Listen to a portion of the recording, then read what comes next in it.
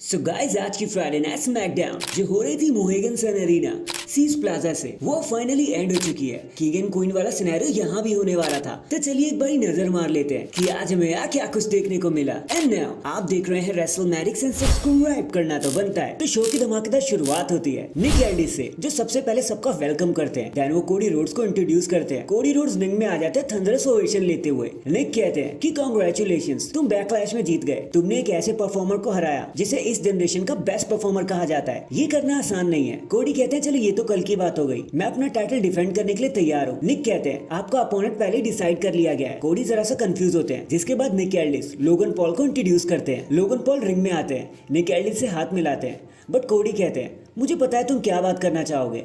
उन्हें रोकते हुए लोगन कहते हैं कि हम दोनों champ versus champ PLE main event करने वाले हैं ना। ये हुई ना बात, अब शुरू हुआ है असली ट्रिपल एच एरा। लोगन कहते हैं कि मैं कितना खास हूँ, मेन अट्रैक्शन हूँ, लॉन्गेस्ट रनिंग चैंपियन हूँ, तुमसे तो ज्यादा ही हूँ। और याद है जब तुमने रंबल जीता था तो उसके बारे में कोई भी बात नहीं कर रहा था, क्योंकि वहां पे सब मेरी और रिकोशे की बात कर रहे थे, कैसे हमने मीडियर पर कोलिजन लगाया था उस दिन। और पता है मुझे क्या बात करनी है, मुझे बात करनी है कि कैसे मैं तुम्हें हराकर न्यू चैंपियन बन जाऊंगा, डबल चैंपियनशिप अपने हाथों में लूंगा। फिर कोडी रोड्स कहते हैं मुझे पता था कि कौन हो तुम, मैं तुम्हें अच्छे से जानता हूँ। तुम उन बंदों में से एक हो जिन्होंने मेवेदर से सीधे सीधे टक्कर लिया है, बट तुम जरा से इडियट हो। तुम उस बात के लिए क्रेडिट ले रहे हो जो तुमने कभी किया ही नहीं। तुम बिना ब्रास नकल के जीत भी नहीं सकते, वो बस एक टीम एफर्ट था। बट रिमेंबर, सऊदी अरेबिया में मैं ही चैंपियन बनूंगा और तुम्हारे पास कुछ भी नहीं होगा कहने के लिए, और तुमसे जो बन पड़े वो कर लेना। और ये मूवमेंट यहीं पर एंड हो जाता है। दोनों अपनी चैंपियनशिप को एक दूसरे को दिखाते हैं। नेक्स्ट हमें क्वीन ऑफ द रिंग का क्वालिफायर मैच देखने को मिलता है, नाया जैक्स वर्सेस नायोमी के बीच में। बताने को यहाँ कुछ है नहीं, नाया जैक्स हैवी मोमेंटम के चलते मैच को जीत जाती है, नेक्स्ट राउंड के लिए एडवांस हो जाती है। इसके बाद हमें किंग ऑफ द रिंग का फर्स्ट राउंड देखने को मिलता है, Baron Corbin versus Carmelo Hayes के बीच में। सच बताओ ना, इस मैच के लिए कोई ज्यादा खास एक्साइटेड था नहीं। बैरन कॉर्बिन जब अपना फिनिशर एंड ऑफ डेज लगा रहे थे तो कार्मेलो से रिवर्स करके उल्टा उन्हें ही पिन कर देते हैं और मैच को बड़े मजे से जीत जाते हैं। और बैरन कॉर्बिन कंफ्यूज हो जाता है कि भाई ये क्या हो गया। फिर हमें रेंडी ऑर्टन का एक प्रोमो देखने को मिलता है, जिसके बाद हमें क्वीन ऑफ द रिंग का सेकंड राउंड देखने को मिलता है Z Kargil and Piper Newan के बीच में। यहाँ बताने का कुछ खास वैसे ही नहीं है। एज एक्सपेक्टेड जेड अपना फिनिशर लगा देती है और मैच को बड़ी इजीली जीत जाती है। लेकिन उसके बाद जब वो जा रही होती है ना, तो रैंप पर उन्हें बियंका बिलेयर मिलती है, जिनके साथ वो सेलिब्रेट करती है। देन हमें एक और queen of the ring qualifier match देखने को मिलता है, Bianca bilayer versus Chelsea green के बीच में। एंड एज एक्सपेक्टेड बियंका बड़ी आसानी से अपने मैच को जीत जाती है केओडी लगाकर। वही बैक स्टेज में हमें ब्लड लाइन देखने को मिलती है, जहाँ पॉल हेमन पूछते हैं कि क्या मैं आपके साथ चल सकता हूँ। मैं जानता हूँ मैं रोमन रेंज का वाइस मैन हूँ, लेकिन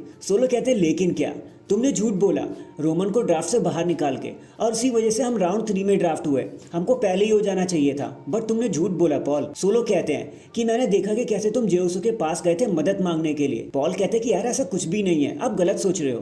तो सोलो सिकोवा कहते हैं मुझे पता है कि तुम क्या सोच रहे हो और तुम ब्लड लाइन को बचाने की कोशिश कर रहे हो। एंड भले ही तुमने रोमन से बात ना की हो रेसलमेनिया के बाद, लेकिन मैंने उससे बात करी है और उन्होंने मुझसे कहा है कि मैं हूँ इंचार्ज, अब तुम मेरे वाइज मैन हो by the order of tribal chief. जिसके बाद सोलो सिकोवा पॉल हेमन को गले लगा लेते हैं और ये मूवमेंट यहीं पर खत्म हो जाता है। नेक्स्ट हमें king of the ring qualifier का एक और मैच देखने को मिलता है, टामा टोंगा वर्सेस एंजेलो डॉकिंस के बीच में। वैसे ओरिजिनली यहाँ पे बॉबी लैशली को होना था, लेकिन अनफॉर्चुनेटली वो इंजर्ड हो गए। डॉकिंस को यहाँ पे मैच लड़ना पड़ा, लेकिन ज्यादा ये मैच चल नहीं पाया क्योंकि पीछे से लाओ आकर उनके टैग टीम पार्टनर पर अटैक कर देते हैं। डॉकिंस का पूरा दिमाग डिस्ट्रैक्ट हो जाता है और टामा टोंगा इसी का फायदा उठा के मैच को जीत जाते हैं। लेकिन उसके बाद डॉकिंस को सोलो के हाथों मार खानी पड़ती है और उन्होंने खाया एक समोअन स्पाइक। एंड फाइनली ये सारी चीजें लीड करती है हमें हमारे मेन इवेंट की तरफ, जहाँ होना था एक रेसलमेनिया 35 का rematch, रेंडी Orton versus AJ Styles. ये भी king of the ring tournament का एक मैच ही था। And now this is what the main event is all about. हालांकि ये मैच इतनी एक्साइटेड क्रिएट तो नहीं कर पाया, बट हाँ मैच काफी अच्छा था।